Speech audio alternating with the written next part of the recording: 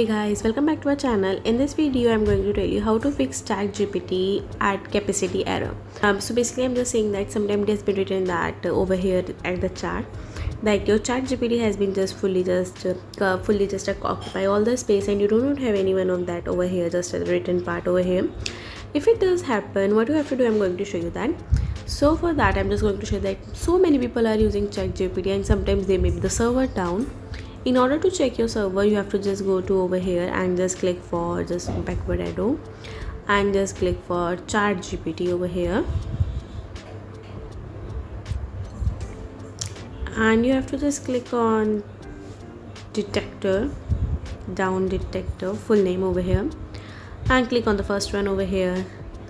And if you just see any kind of peak over here, a large peak, that means the server of the ChatGPT has been just low. You have to wait until the servers will just get back to their normal position or just get to back normal.